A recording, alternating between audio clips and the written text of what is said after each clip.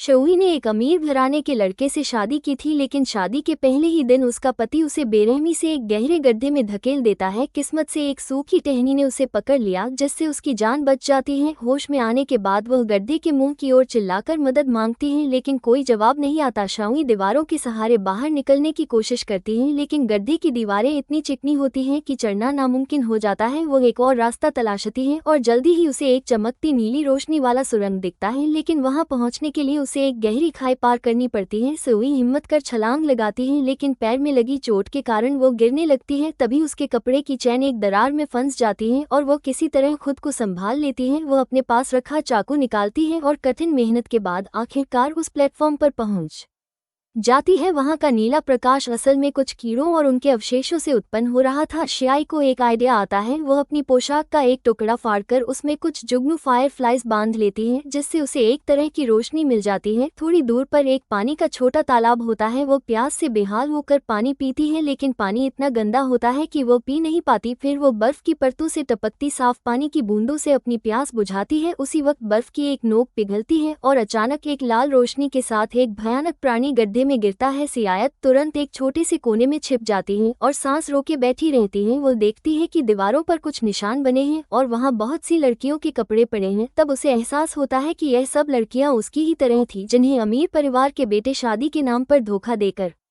इस राक्षस को बलि के तौर पर चढ़ा देते थे। एक सुरक्षित स्थान मिलने के बाद स्यावे थोड़ी देर के लिए सो जाती है, लेकिन अचानक उसकी नींद खुलती है। उसकी टांग पर जुगनू चिपके होते हैं। वो घबरा जाती है, लेकिन फिर ये देखकर चौंक जाती है कि उसकी घाव चमत्कारिक रूप से ठीक हो गया है। वो एक और घाव पर जुगनू लगाकर देखती है और ये देखकर उसे उम्मीद की किरण मिलती है। उसके पास मिली दीवार पर बनी एक नक्शे से उसे पता चलता है कि इस रास्ते पर चलकर वो एक और रास्ते से बाहर निकल सकती है। इसका मतलब है कि कोई एक लड़की पहले यहाँ से निकलने में सफल रही। स्यावी दीवार पर अपना नाम खोदती है और रोशनी के लिए जुगनू लेकर आगे बढ़ती है। कुछ ही देर में वह एक ऐसी जगह पहुंचती है जहां सूरज की रोशनी आ रही होती है। चारों ओर क्रिस्टल चमक रहे होते हैं। नीचे पड़ी एक ताज को वह उठाती है और अपनी लंबी ड्रेस को फाड़कर अपने हाथ पैरों में बांधती है और ऊपर चढ़ने लगती है। तभी नीचे से एक साया निकलता है और डरावनी आवाज में चिल्लाता है। स्याऊ ये डर के मारे संतुलन खो बैठती है और गिरने लगती है, लेकिन सौभाग्य से ताज एक चट्टान में फंस जाता है और वो बच जाती है। वो पूरी ताकत से ऊपर चढ़ती है, लेकिन जब वो बाहर निकलती है तब देखती है कि यह एक ऊंची खड़ी चट्टान है जहां से नीचे जाने का कोई रास्ता नहीं है। वो निराश होकर रोने लगती है। तभी दूर से घोड़े की टापों की आवाज आती है। वो जोर जोर से हाथ हिलाकर मदद मांगती है। उसी वक्त वह राक्षस फिर से उड़ता हुआ उसके सामने आता है। शायद डर के मारे एक कोने में छिप जाती है जहां उसे एक कंकाल दिखता है। तभी उसे समझ आता है जो लड़की पहले यहां से निकलने की कोशिश कर रही थी वह भी बच नहीं पाई थी। राक्षस मुंह खोलकर आग उगलने ही वाला होता है। तभी बाहर से किसी की आवाज आती है। शाओई के पिता की राक्षस को अपनी शिकार में रुकावट पसंद नहीं होती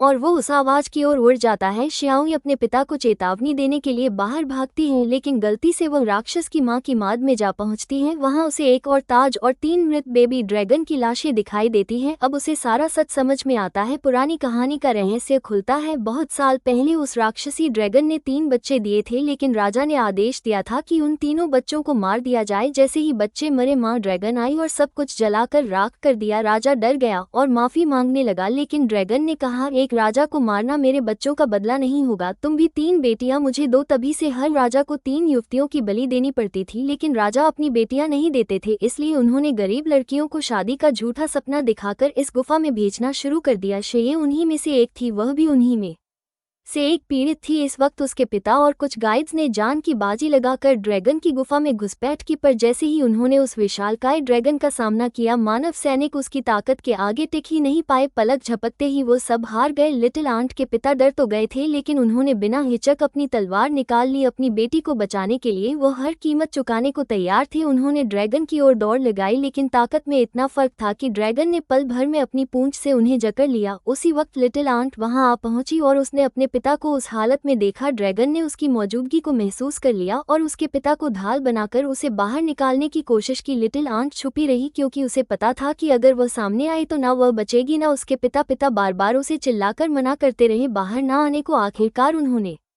अपनी जान की कुर्बानी देने का फैसला किया ताकि बेटी वहां से सुरक्षित निकल सके। लिटिल आंट ने अपनी आंखों से देखा कैसे ड्रैगन ने उसके पिता के सीने को चीर डाला। वह चीख पड़ी। ड्रैगन ने उसकी आवाज सुन ली और उसकी तरफ मुड़ गया। लिटिल आंट चट्टानों के पीछे छिपी रही। तभी भागते समय एक गाइड से आवाज निकल गई जिससे ड्रैगन का ध्यान भटक गया। वह उस गाइड का पीछा करने लगा और गुफा से बाहर निकल गया। लिटिल आंट ने मौके का फायदा उठाया और अपने पिता के पास पहुंची। पिता ने मरते वक्त उसे रस्सी दी और कहा कि उसकी सौतेली माँ और बहन बाहर इंतजार कर रहे हैं। ड्रैगन अभी गाइड का पीछा कर रहा था, इसलिए लिटिल आंट ने रस्सी से चढ़ाई शुरू की। ड्रैगन को जल्द ही पता चल गया कि असली निशाना हाथ से निकल रहा है। उसने गाइड को मार डाला और वापस गुफा की ओर भागा। लिटिल आंट तेजी से ऊपर चढ़ती रही और अंत में चट्टान के ऊपर पहुंच गई। उसने बिना समय गंवाए घोड़े पर चढ़कर समंदर की ओर दौड़ लगा दी। ड्रैगन गुफा से निकलकर उसके पीछे पड़ा, लेकिन लिटिल आंट जानती थी कि उसका घोड़ा उस रफ्तार का मुकाबला नहीं कर सकता, तो वह नीचे उतरकर एक बड़ी चट्टान के पीछे छिप गई। ड्रैगन ने घोड़े को दौड़ते देखा और धोखा खा गया। जब तक उसे पता चला वह क्रोध में पागल हो चुका था। उसने आग उगलनी शुरू कर दी और पूरा जंगल जलाकर राख कर दिया। महल की क्वीन ने यह मंजर देखा और तुरंत समझ गई कि यह सब लिटिल आंट की वजह से हुआ है। ड्रैगन को शांत करने के लिए उसने सैनिकों को भेजा और लिटिल आंट की बहन को पकड़वा लिया। उसे चट्टान से नीचे फेंक कर ड्रैगन को बलि चढ़ा दी। जब लिटिल आंट अपनी सौतेली माँ से मिली तो उसे पता चला कि क्वीन ने उसकी बहन को ले लिया है। उसे बचाने के लिए लिटिल आंट ने फिर से ड्रैगन की गुफा की राह ली। इस बार वो और तैयार थी। उसने ब्लू केव में जाकर फायरफ्लाई लैंप बनाई और पानी की